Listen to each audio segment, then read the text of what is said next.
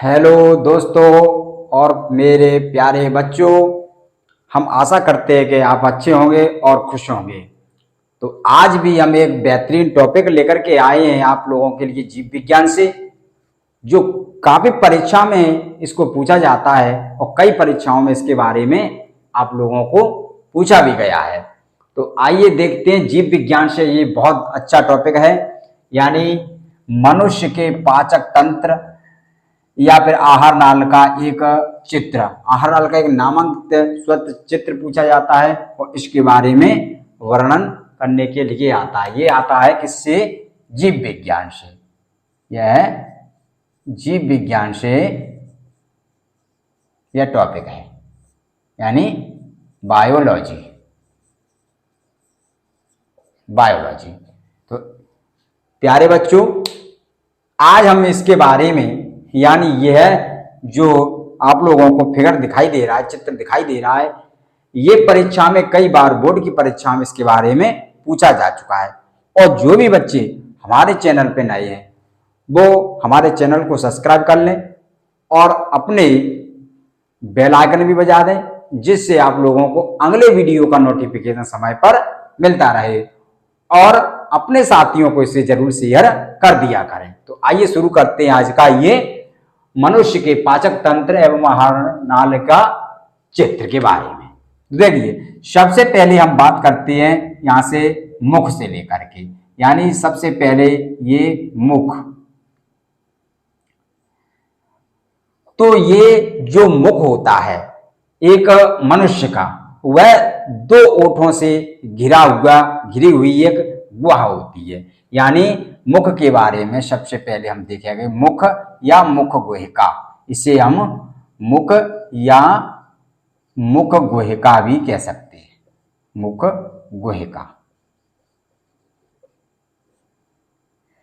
तो ये दो ओठों से, क्या से?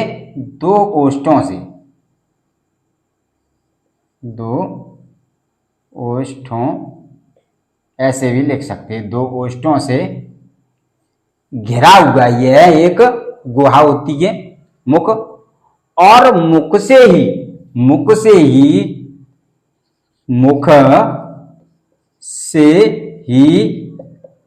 भोजन का पाचन प्रारंभ हो जाता है, कई बार परीक्षा में पूछा जा चुका है कि भोजन का जो पाचन है वो कहां से प्रारंभ होता है। तो मुंह से ये प्रारंभ हो जाता है। जैसे ही हम अपने मुंह में भोजन रखते हैं तो वहां से इसमें तमाम तरह के जो लार में पाए जाने वाले एंजाइम हैं वो इसमें मिलना प्रारंभ हो जाते हैं और वहां से इसका पाचन प्रारंभ हो जाता है। तो पहली हेडिंग हमारी आती है मुख या मुख गुहिका, जिसमें मुख ये दो ओष्ठों से घिरा हुआ, यानी ऊपरा ओठ और निचला ओठ, ये दो ओष्ठों से घिरा हुआ ये एक गुहा होती है, जो जाकर के किससे, जो जाकर के आमाशय की तरफ खुलती है, या इसे बाहर की तरफ भी कह सकते हैं। और इस मुख में ही क्या पाए जाते हैं? दांत और जीभ भी पाई जाती है, जैसा कि इस ये यातक के बारे में वर्णन किया गया है। तो देखेंगे, इसमें देखते हैं। अब दूसरे नंबर पे इसमें आ जाते हैं दांत भी ऊपरी जबड़ा और निचला जबड़ा। तो दांत के बारे में भी बहुत अच्छी तरह से यहां पर बताया गया है, यानी दांत। देखें, दांत का ये सूत्र होता है 21-23/21-23। देखेंगे प्रिय बच्चों और प्रिय साथियों, ये आप इसे कभी भी नहीं भूल पाओगे, इसे आप एक बार देख लेंगे। तो देखिए, सबसे पहले जो 2/2 दिया गया है ये होते हैं कृतंक दांत, कृतंक दांत। और दूसरे नंबर पे ये दिया गया है, ये होते हैं रदनक,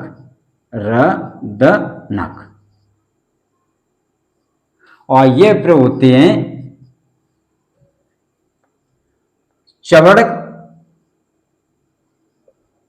चवर्णक, और ये होते हैं अग्र चवर्णक।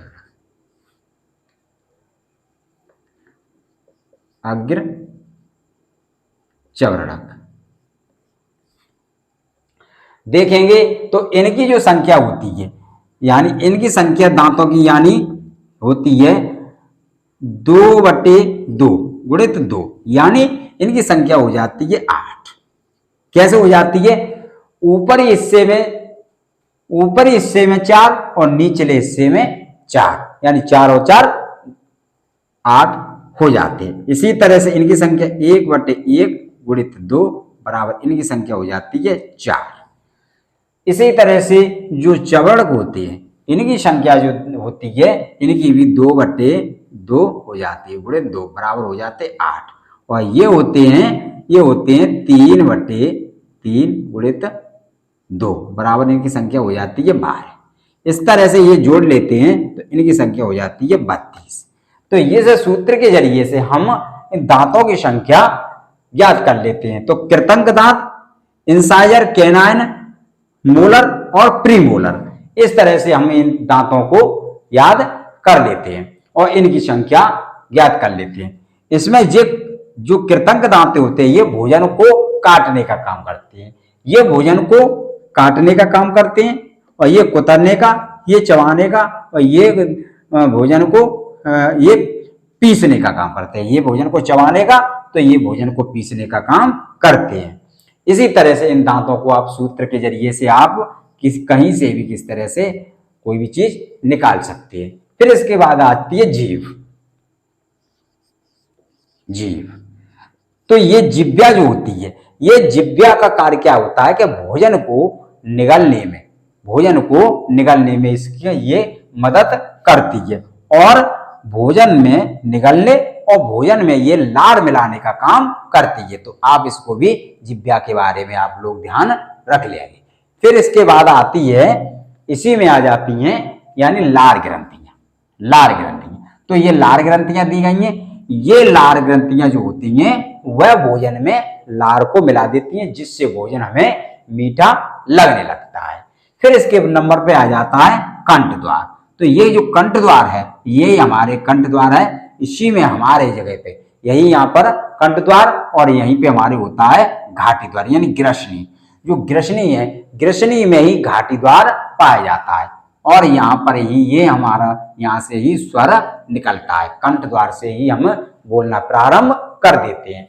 फिर इसके बाद आ जाती है ये ग्रास नली या श्वास नली। यहाँ पर यहाँ तक शुरू होती है श्वास नली। तो ये श्वास नली या ग्रास नली, ये ग्रास नली एक लंबी नलिका होती है जो जाकर के आमाशय में खुलती है। ये आमाशय में जाकर के खुलती है। तो इसी तरह से आप देखेंगे, हम यहाँ पर देखते हैं किसके बारे में, जो मेन फैक्ट है उसके बारे में आप लोगों को बताएंगे। इसके बाद आ जाता है आपका यहाँ पर आमाशय।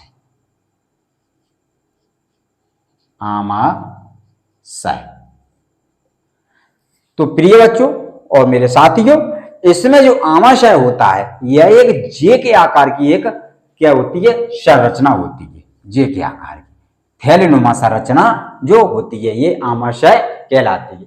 यहाँ पर ही सबसे पहले भोजन पहुंचता है। भोजन यहाँ आमाशय में पहुंचता है, और यहाँ पर यानी 2 या 3 घंटे तक भोजन यहाँ रुकता है। और भोजन जब यहाँ पर आमाशय में 2 या 3 घंटे तक रुकता है तो यहाँ पर ही इसका जो होता है HCl, जिसे बोलते हैं हाइड्रोक्लोरिक अम्ल। हाइड्रोक्लोरिक अम्ल यहीं पर आमाशय में इसमें मिल जाता है, और आमाशय में जब हाइड्रोक्लोरिक अम्ल मिल जाता है तो भोजन सड़ने गलने से बच जाता है, यानी सड़ने और गलने से बचता है।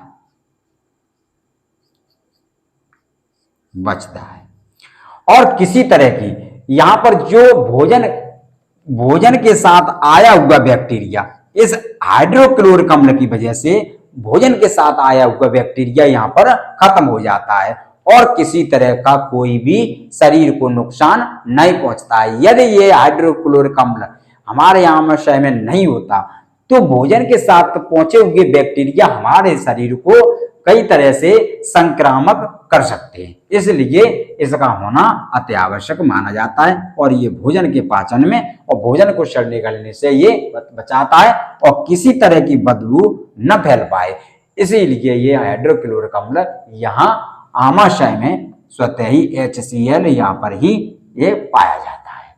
तो आमाशय की भी महत्वपूर्ण भूमिका होती है। आमाशय के बाद फिर ये भोजन चलने लगता है कहाँ पर, ये क्षुद्रांत की तरफ यानी छोटी आंत की तरफ ये बढ़ने लगता है और यहाँ पर एक यकृत और पाई जाती है। तो देखेंगे यकृत के बारे में भी थोड़ा पढ़ेंगे। यकृत, यकृत तो प्रिय बच्चों, ये हमारे शरीर की सबसे बड़ी ग्रंथि कही जाती है। यकृत क्या कही जाती है? सबसे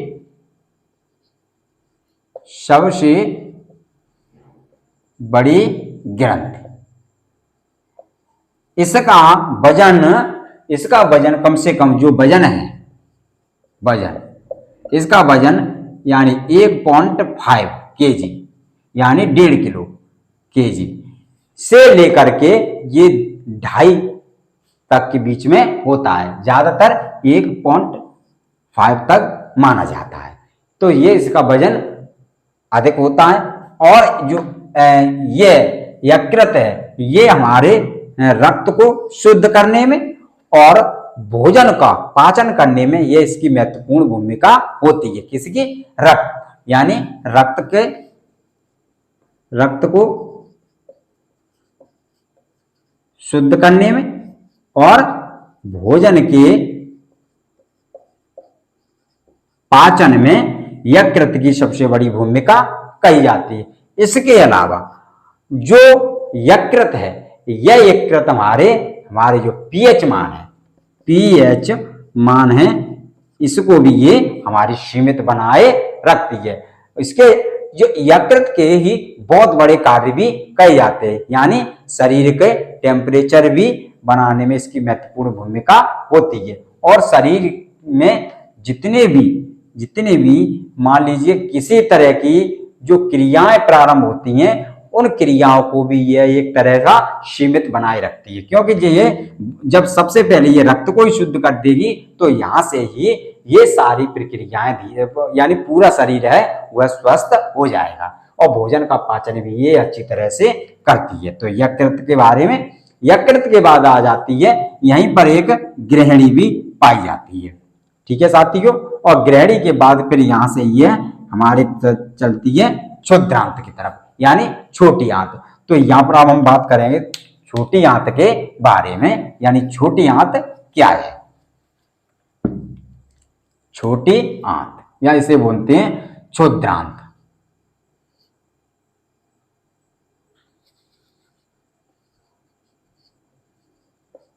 क्षुद्रांत या छोटी आंत। तो साथियों, ये कम से कम जो क्षुद्रांत होता है ये कम से कम 6.5 मीटर 5 मीटर यह एक लंबी नलिका होती है।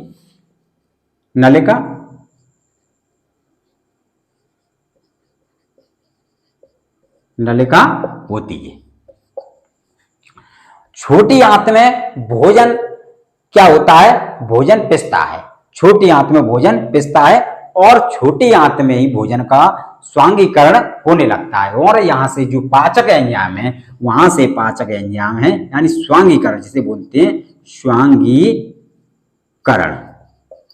यानी भोजन का शरीर में विलीन होना ही स्वांगीकरण होता है। तो यहाँ पर ही जो छोटी आंत है, इसमें भोजन का स्वांगीकरण होता है और भोजन का पाचन होता है। और यहाँ से जितने भी भोजन में जो एंजाइम्स होते हैं, उन एंजाइम्स ये जो विटामिन होते हैं वह शरीर को मिल जाते हैं, इसलिए यहाँ से इसका क्या होता है? स्वांगीकरण होता है, यानी छोटी आंत में। और ये सबसे बड़ी लंबी नलिका होती है, यानी 6.5 मीटर की लंबी यह एक नलिका होती है और इसकी दीवारें लचीली होती हैं। और ये किस तरह की पेशी है? जो क्षुद्रांत जो छोटी आंत है, यह एक किस तरह की पेशी है? यह एक अनिश्चित अनिश्चित पेशी है, अनिश्चित कहते हैं, जिसे अनिश्चित पेशी के नाम से भी इसे जाना जाता है, यानी अनिश्चित,